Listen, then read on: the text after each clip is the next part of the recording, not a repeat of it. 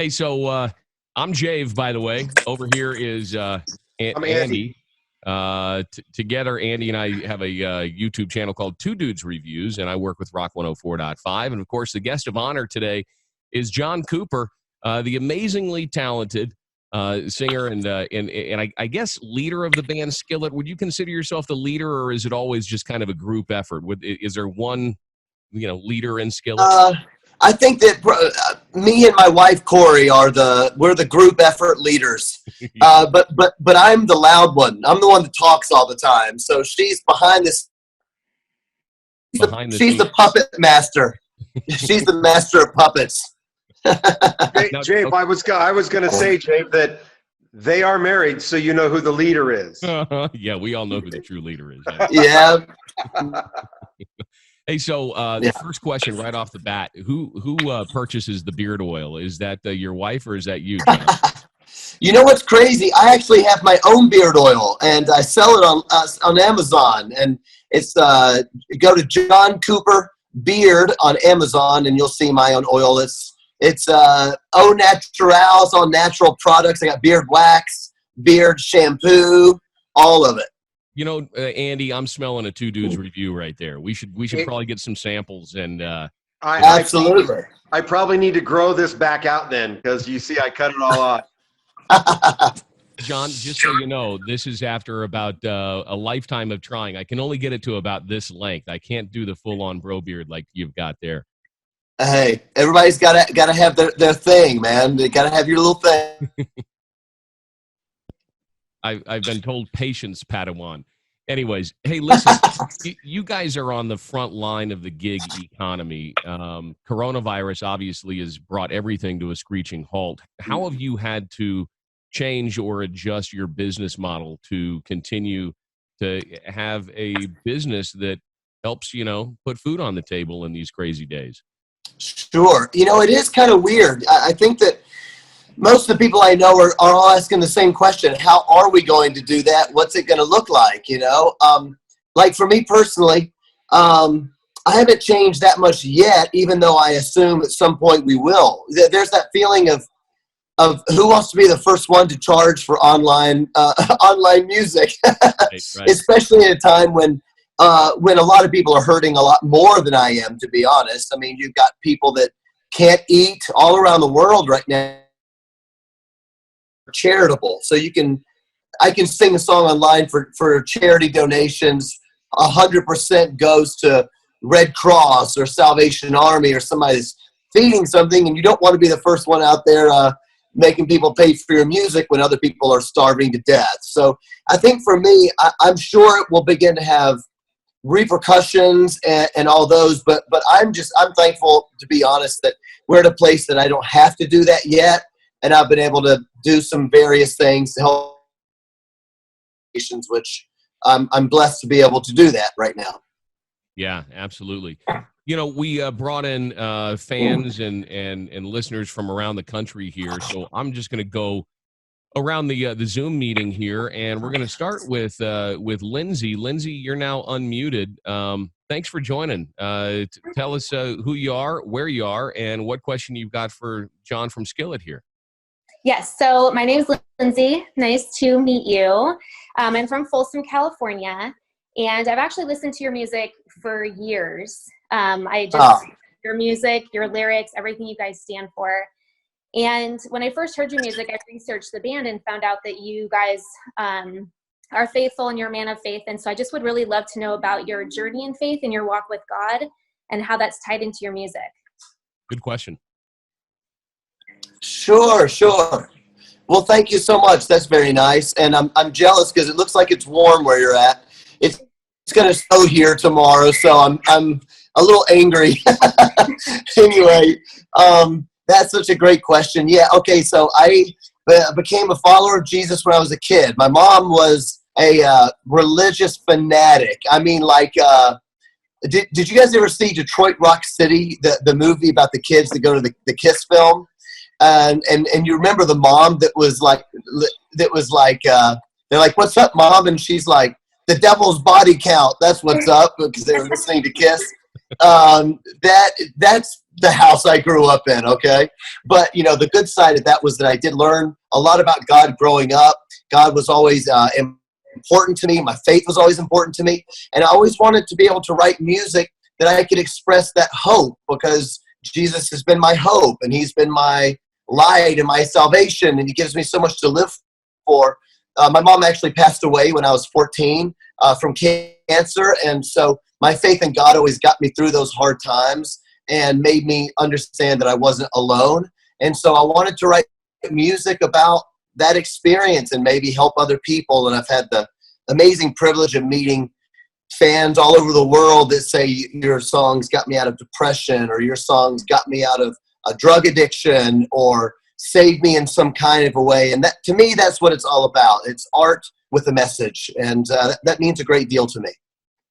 That's awesome. Thank you so much for sharing. Yeah, you're welcome, Lizzie. See ya. And on that note, John, I mean, who do you go to as far as a musical inspiration when you need a song to lift you up, like your songs have helped others out? I mean, what is there a go-to song that always just puts you in a great mood, no matter how dark you might be at one? Because we all have, you know, ups and downs in life, right? Yes, that's absolutely true. You know, it's going to sound silly, but my go-to is anything from AC/DC. But maybe it's because it's my workout music. So that's like the ultimate. I'm not in the mood to run today, or I just ran a mile and I want to stop. And the Back in Black album is, you know, legendary, of course. Anything from AC/DC immediately makes me feel like I'm in a good mood. So I don't know. Let's see. Shoot to Thrill. Let's say Shoot to Thrill. If you have to pick one. All right. I like that. All right, on over to Todd. Tell us about yourself, where you're from, or where you're at right now in the wide world, and what's your question for John from Skillet? Well, first off, John, number one, thank you for the music, and God bless you for the message behind it. It's phenomenal. You guys actually played at my club in Baton Rouge, and we're talking in 2001, 2002. Oh, wow. Yeah, you guys were down there. I think it was somewhere right before y'all did the Invincible album. It was during Alien Youth. And you guys came down and played there, sold it out. Everybody in the band was so nice. You didn't have a beard at the time. I mean, you're all clean cut and pretty boy. But it was absolutely phenomenal. And you guys came in there, and I put a couple of our local openers on top of it. And, man, they had such a good time. Everybody raved about how nice the band was, the headlining band. Oh. And Paul Gonzo Cannell, which I know Jave knows, he was the one that promoted the show and did it for me. So great to see you again. I doubt you remember me, but I remember you. A couple quick questions for you. First off, you guys are the biggest of the big. You've got 3 Grammys. I mean, you've got, 11 million albums sold, 160 million YouTube video views, 5 million Facebook fan members. I mean, you're spreading the message. I think that's beautiful. But I was wondering if maybe you guys, because Jay was just bringing this up, and you were talking about yourself, doing a live concert with, let's just say Demon Hunter, Under Oath, Devil Wears Prada, like a Christian hard rock benefit show, kind of like they did just a little while ago with all the bands. But something that can really bring it out and just show that rock and roll and Christianity can be put together and do good for the world as it stands right now. Okay, so is that a plan? Yeah, we just booked it right now. You're coordinating this, right? Yeah, they're putting me on the spot. Who's behind it? No, well, thank you very much. First of all, it's really nice, and all the way back to Alien Youth. Oh my gosh, yeah, that's a long. In fact, that's probably when we first got our first bus, and probably the reason I don't remember is because I had to learn how to drive the bus one night at 2 a.m. My driver walked off. It was like, I'm done. And I had to learn how to drive. I had to drive the bus, and I cannot believe that we're all alive, to be honest. But anyway, yeah, I would be definitely very. You guys Hooters for dinner. Yeah, it's pretty crazy, but yeah, I'll be open to doing things. Like I say, there's a lot of benefit type things going on, and then the only real issue you have is one of how do you get not the electronics, the technology going, and a lot of that's the hardest part is like all the stupid technology. So I've been doing some things unplugged because it's just simpler, and I don't have to worry about plugging cables in and mixing. I just like turn an iPhone on and record, you know. So yeah, I'm open to lots of things, but yeah, who knows? It was about like the third album, then you started engineering everything and doing the production yourself, wasn't it? We started doing a bit here and there. Yeah. Now the first record that we full on did most of the album ourselves, producing, engineering, everything, was this current album actually. Now we had done producing in the past, but we were still going in and hiring engineers. This one we did the engineering mainly ourselves as well. Man, cool. Fantastic job. I listened to the album top to bottom multiple times now. It's one of my favorite like rotators on my iTunes. One last question I'll get out of y'all's way. Jen Ledger. I am absolutely a huge fan. I think you guys are doing the production on her new stuff too, if I'm not mistaken. Yeah. I was wondering where you guys are kind of standing with that and how she's doing on this new album. Is it out and done? We are not finished with Ledger record yet. We began writing, and the original plan was that we were going to be doing some traveling with her right now, writing a record. So a lot of that obviously got canceled. And so I think, you know, probably here, I would say in the next 4 weeks, we probably will begin really writing quite a lot for her record. And so what I guess ideally, I would love to have that record recorded this year in order to release it early next year. So that's 2021. So, you know, knock on wood, that's what we're trying to do for the Ledger project. All right. Excellent. Thank you so much for your time, John. God bless. Thank you. Good questions, Todd.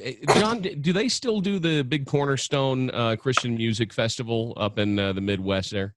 Actually, no, that canceled. I think it ran for 20 years or something. I don't know how long. It just canceled about, I feel like 5 years ago, but I something like that.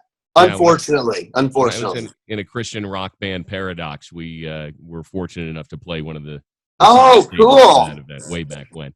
That's a good name too.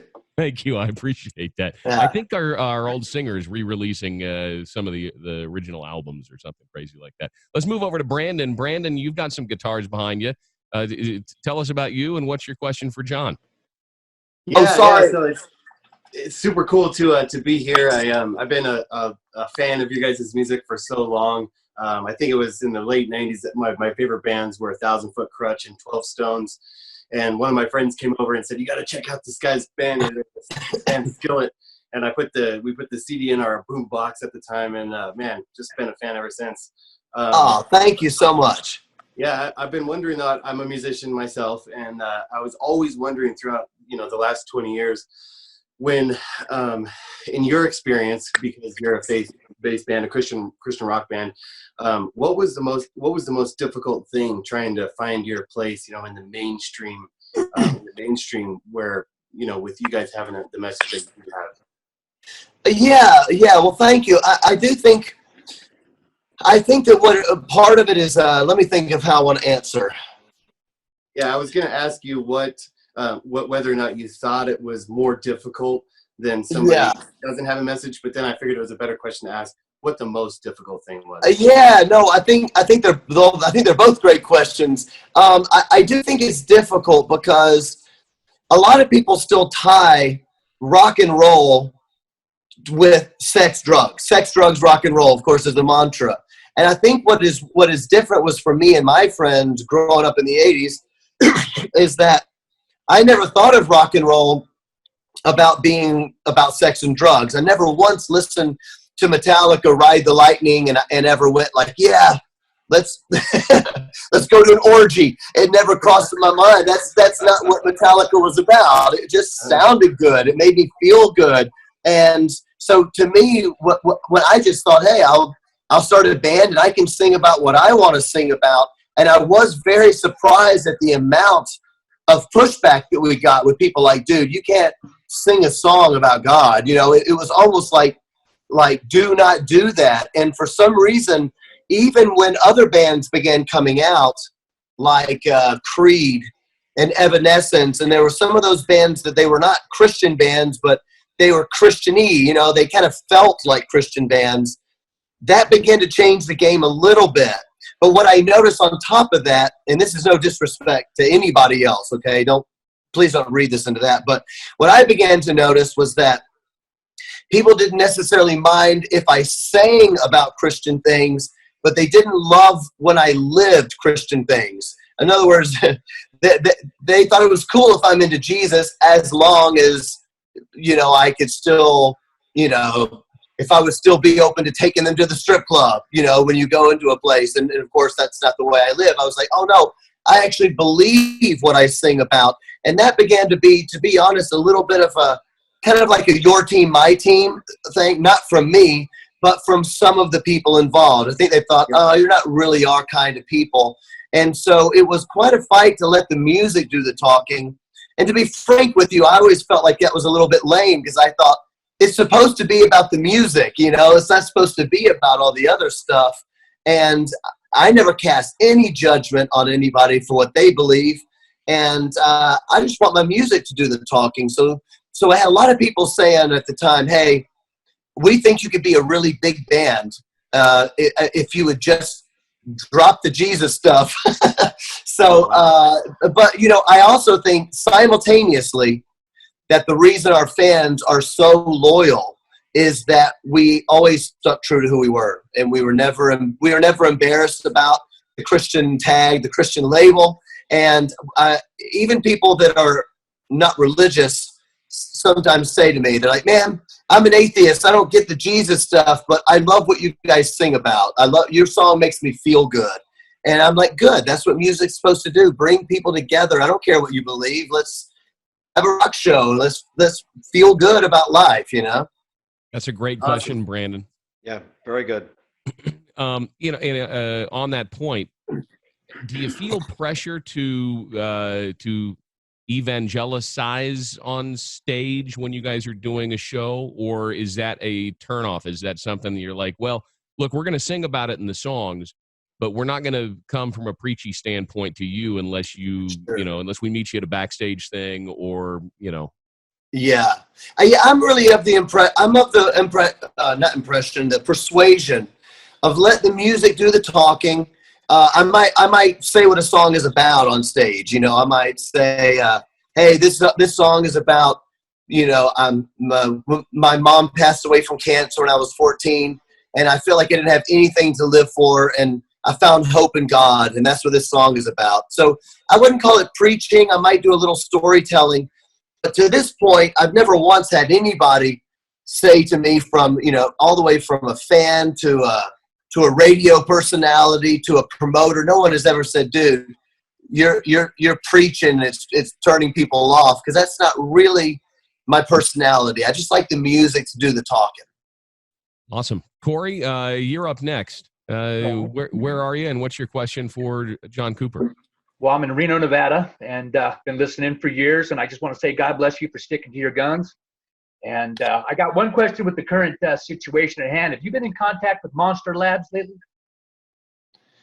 With who? MNSTR Labs lately. No, Okay, because, if these people, get up and start walking around, we may need them Cooper antibodies to bring us back from the dead. Corey, maybe you can give us a background. What is this Monster Labs thing? Is this something you're aware of, John? No, I'm not. I just thought it was funny. I'm ready to give my antibodies. Sounds a great name for a metal album, doesn't it? Monster. Give them my antibodies. I'm a paradox. Everybody knows I'm a paradox. I got a metal track for your band, man. I'm ready. So in the beginning of your video, Back from the Dead, it says that you and Corey escaped from MNSTR Labs. Oh, yeah. There we go. I forgot all about. I was thinking something about that's familiar. It's my video, dummy. Oh, that's so good. Back from the dead tonight, to the floor, hit the red line. I forgot about it. I like you. Reno, Nevada rocks. That's why right there, man. When are you coming out? When this all gets opened up, when are you coming out, John? I don't know, but I love coming to Reno. It's awesome, and the fans there rock really hard, and I love the weather too. I know it's obviously extremely dry, but I really love Vegas. and Reno. I like it. I like that weather a lot. Yeah, it's sunny and warm here. I know you were complaining about a little cold weather there. Oh, We finally get a little sun and warmth. Hey, so it's funny. I was listening to your music. Obviously, when these interviews come up, I want to refresh myself. You know, as far as what have you guys done? What are you doing now? Obviously, the new song is out and it's doing well. But I'm going to go back to a little older song, and I'm going to ask you. You need a hero, but if John Cooper could be any superhero, who would he be? Spider-Man is number one favorite superhero ever since I was a kid. You know, I guess if I could have any superpower, I assume it'd be something like flying or super strength. Well, Spider-Man has super strength. To be able to fly would be pretty epic. But Spider-Man is still my favorite superhero. Nice. Yeah. Little geekdom, a little nerddom. A little nerddom never hurt anybody. Bro, we all grew up with them, right? I mean, everybody grew up with the comics and the Oh, yeah. superheroes, so they're always popular. And you sang about needing a hero, and I understand the Christian side of that, but there's also the fact that superheroes are hip, man. It's not nerdy at all. Yeah, absolutely. So what would your superpower be, Andy? Well, I'd probably morph into the Hulk if you just, you know me. So the Hulk is probably big and dumb. Yeah, that's me. Yeah. Mm-hmm. All right. Good one. Good one. We're running out of time here on the Zoom session. John, congratulations on the latest album. It's unfortunate that the tour schedule had to grind to a halt, but I'm glad that it appears that you and your family and your extended family, everybody is healthy and safe. Nobody has gotten coronavirus. Yeah. And just Godspeed on being able to get back and get in front of people and continue to do what you love doing. And I hope that during this downtime, it presents maybe some new ideas, some new abilities to write. Maybe it will inspire people, musicians of all sorts, to write from different perspective or in a different style or something they might not already be comfortable with, to push some boundaries, right? I know exactly what you mean. I think that's that's good because, one of the things is that, when bad things happen, you tend to, the things that you miss are like the normal things in your life, they're things you take for granted. Hanging out with a friend, right? Going to get a drink with a friend. Can't do that for a month, or seeing your extended family, or, I've got small nieces and nephews that are very young, and they finally came over last night to watch Harry Potter, and, and I hadn't seen them in a month, and it's these things that we miss. And I do think that perspective tends to make you right, because you're all of a sudden you're not so narcissistic. Not everything in life isn't about you. You want to value the time you have and the people you have. And I keep seeing that over and over in my life, for the little things that I'm thankful for, that I'm ready to go back to, like hanging out with a friend, And so I think that could, I just want to encourage everybody to keep rocking. I'm so glad we got to do the show. It gets me in front of fans and hopefully in front of new fans. So I really appreciate it. Keep getting the music out to there, people, because music helps people get through bad times, Absolutely. John, everybody who joined today, I appreciate you jumping in, and thanks for being able to take the time, John, to jump on a call like this. It's these crazy times that we live in that, we all feel isolated, but together more than ever before, and this is a very cool opportunity to be able to do something like this where we all feel like we're in the same room. Yeah.